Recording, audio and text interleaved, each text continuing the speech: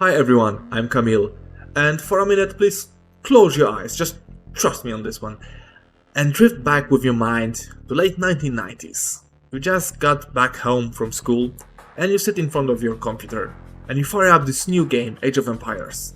And you play it and you have like no idea what's happening, like your villagers are being clapped to death, but you're hooked. Like from this point you are hooked and you know this is your new favorite game. And this is what happened with me.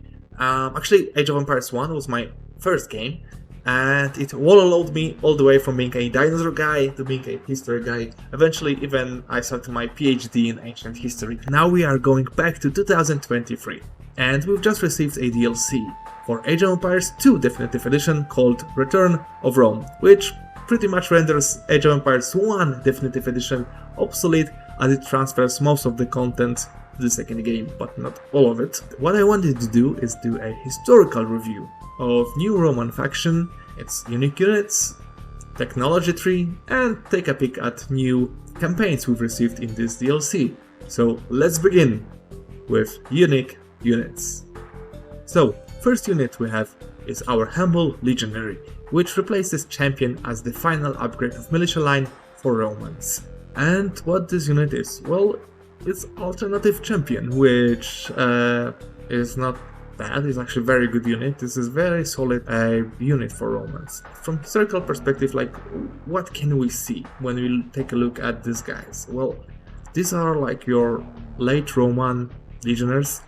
They don't resemble your traditional segmentata wearing Romans with square shields, which I know was a bad thing for a lot of people because they expected the traditional Roman legionnaire, which is actually not really traditional when we take a look at the history, because the stereotypical look of Romans with square shields and segmentatas was actually very short window of time when it comes to Roman Empire, and like mail armor or more rounded shields were popular for a lot longer than the classical legionnaire. But these guys are actually late Roman legionnaires. They have oval shields, they have spada swords, and they have the rich helmets. Underneath I see it's probably something along of mail or scale armor. It's really hard to tell from the sprite that we have in-game, although either mail or scale would be valid for the period. They're like your 3rd, 4th century Romans, which is quite odd when we have them as imperial unit at the same stage where most factions feel like cannons and handguns, which are from like 1,000, even like slightly more than 1,000 years later. But overall, if we want to have a late Roman look for our legionnaires, this is actually a very solid look. I'm happy.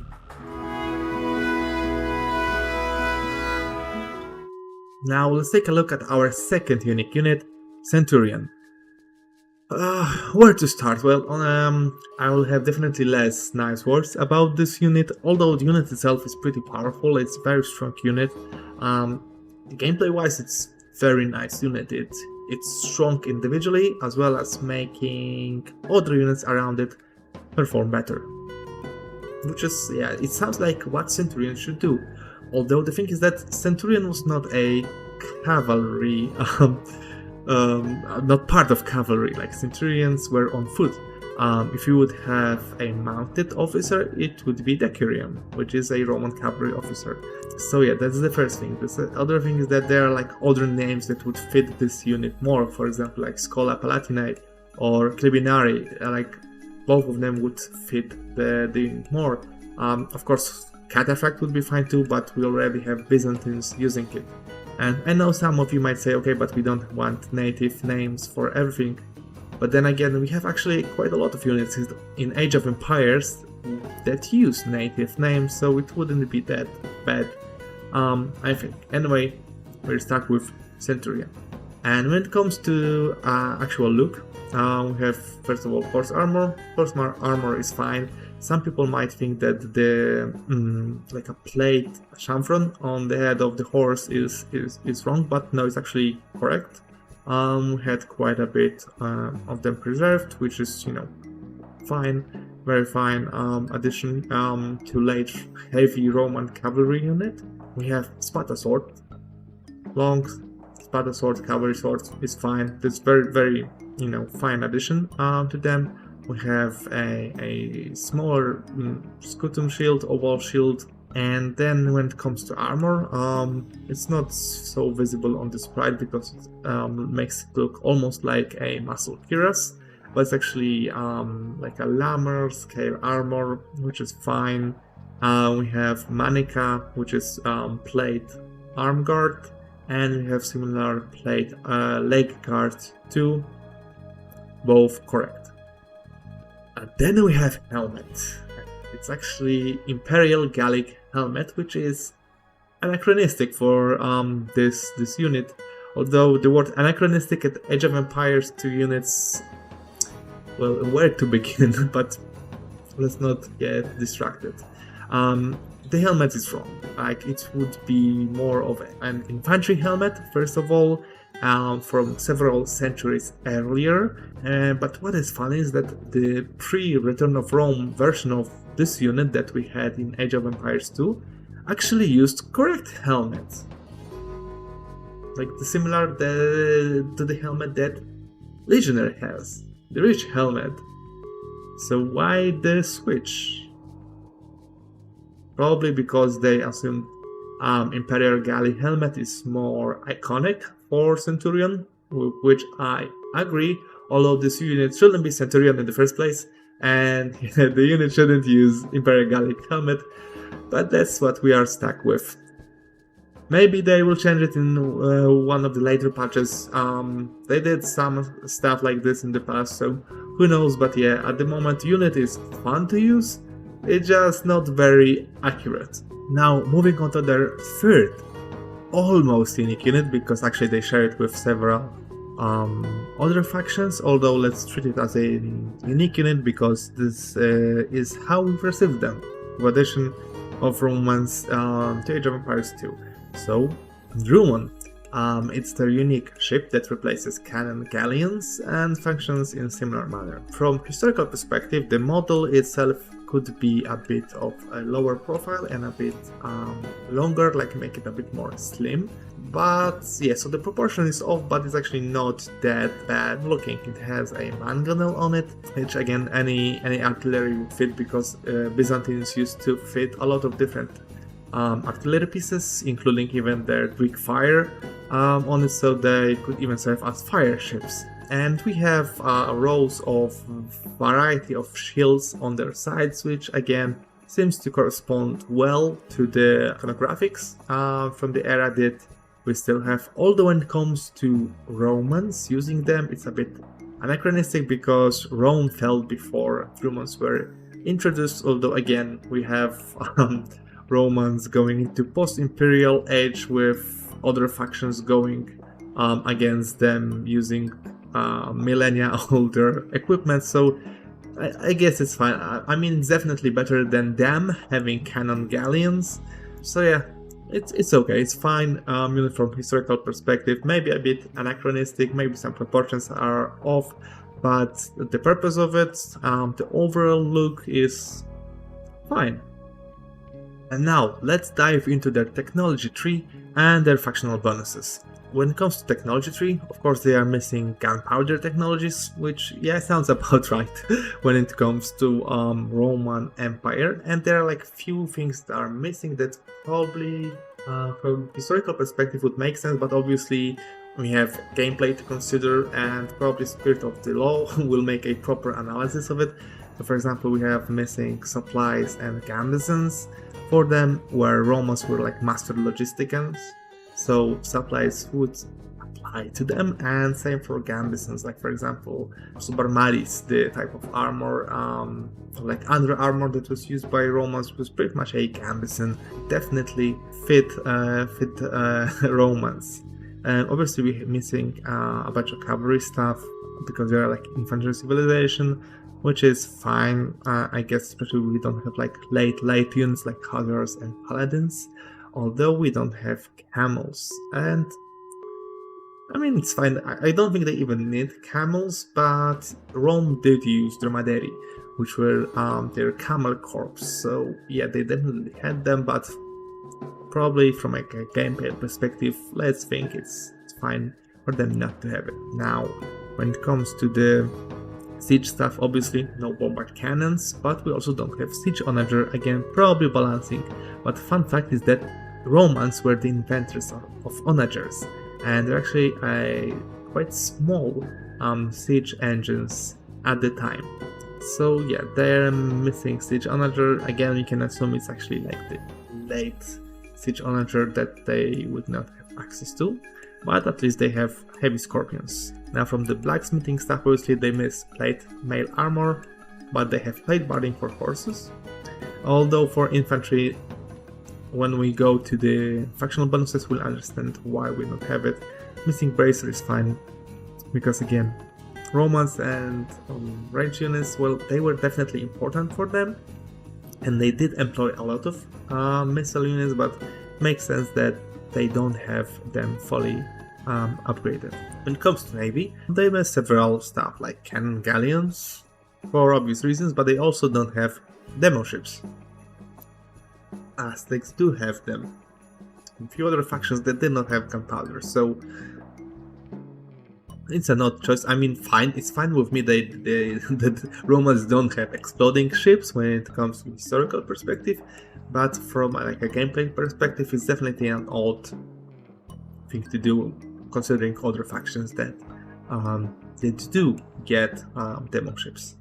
Now when it comes to university tags, the castles, monasteries, and Ecostat, they miss few things, but I guess like them missing them is either related to having no gunpowder access, like bombarded towers, or just few balancing tags from the designers of this DLC. But now let's move back to their factional bonuses and what they have. So they're classified as an infantry civilization, although from the bonuses we can see they have also quite nice things lined up for navy.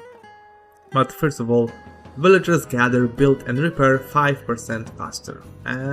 Yeah, I mean, it's not a huge bonus. I guess they wanted to show off the Roman industrialization, the over logistics, the prowess when it comes to architecture and so on. So it's like a small nod to it, at least in my opinion.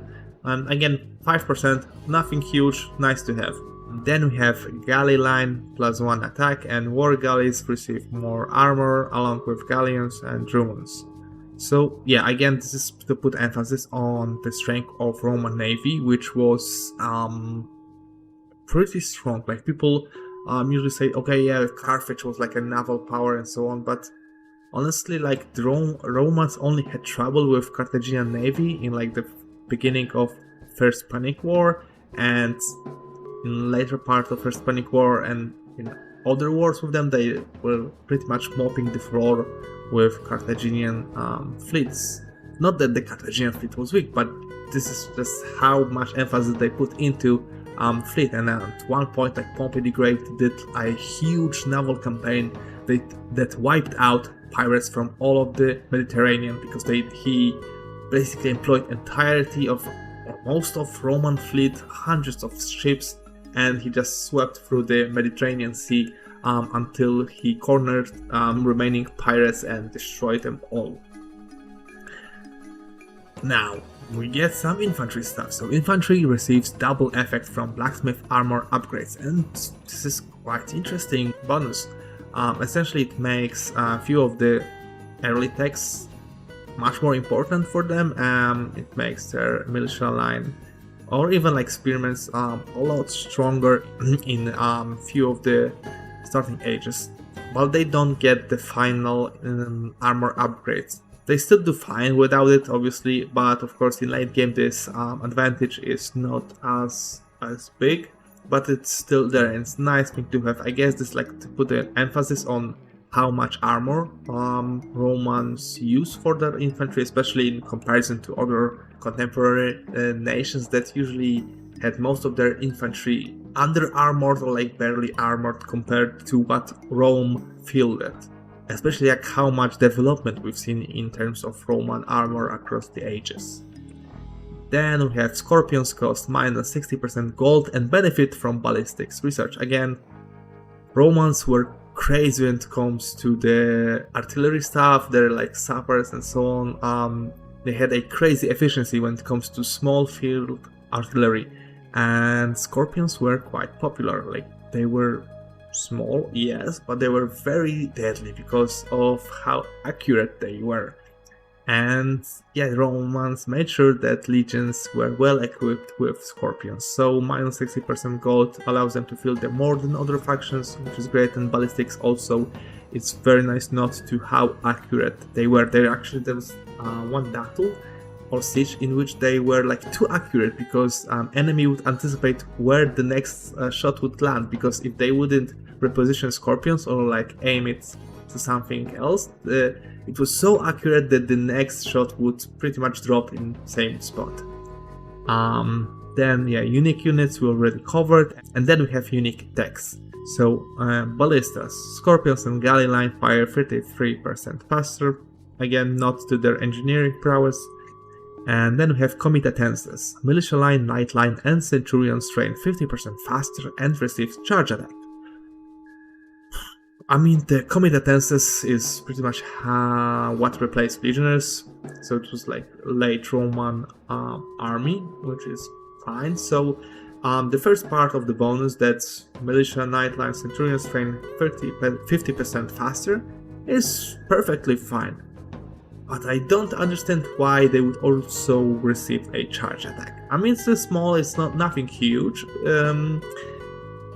Honestly, most of cavalry should get this small charge attack as like a nice note for cavalry being able to charge, which is what we got in Age of Empires 4. But yeah, we have it for Romans and for quite a lot of Roman units. So again, I don't see why comitatenses would give them charge bonus. The 50% faster unit recruitment time, yeah, it's fine, but I don't get the lore behind the charge attack. I mean, great for them to have it, but yeah, we'll see how this... I actually expect this one to be rebalanced quite a bit in the future, so we'll see. And lastly, we have a team bonus. So Scorpion line minimum range reduced. Again, from like a historical realistic point of view, and there's like no basis for it to be able to fire from closer range, but I guess it's nice to have it. And yeah, so that's it for their technology tree, and we'll now move to 3 campaigns that we've received. So, Return of Rome campaigns. We've received 3 of them. So we have Trajan campaign, Pyrrhus of Epirus campaign, and Sargon of Akkad campaign. And, well, honestly, these are your typical Age of Empires campaigns. So they have some narrative backstory behind them, and what happens during missions is sort of inspired by real events, but not really at the same time. But obviously it's a game, and they are supposed to be fun for players to play. And how they perform in regards to this, well, honestly, I would rate them all as quite different to each other. So we have Trajan campaign, where you play as Romans. It's quite chill, easy campaign to get into, probably the best one to start with when it comes to Return of Rome campaigns. Just get like 20 Helepolis and just, steamroll them to victory. Then when it comes to difficulty, we have Sargon of Akkad, which gets a bit more tricky. You play as Sargon, who gets comically more evil as the campaign progresses, with such a nice voice acting to show how evil he becomes, how ruthless, so he's a bad guy. You play as the bad guy. RTS writing, am I right? But yeah, it's a bit more challenging, and it can be a bit grindy in places, but eventually you will win. And yeah, then we arrive at Pyrrhus of Epirus. Basically, the campaign will put you through such a pain. It's like, I've been playing Age of Empires game for 23 years now, and I have to say this is the hardest campaign I've played. yeah, I mean, if you want to have a challenge, this is definitely something you have to look into. But you know, is crawling through broken glass your type of fun? If you answer yes, first of all, go visit a psychiatrist or maybe talk to someone, and lastly, play this one because you will enjoy it. And yeah, that's it when it comes to my historical review of Return of Rome. Hope you enjoyed it. I know I'm not Spirit of the Law, but I think I gave you some interesting takes on Romans and what we received in this. So if you enjoyed this video, give it a thumbs up, give me a comment, subscribe to my channel if you want to see more stuff like this in the future. And I wish you all great conquests, and hopefully less Pillars of Epirus campaigns and more fun campaigns in future DLCs. Bye.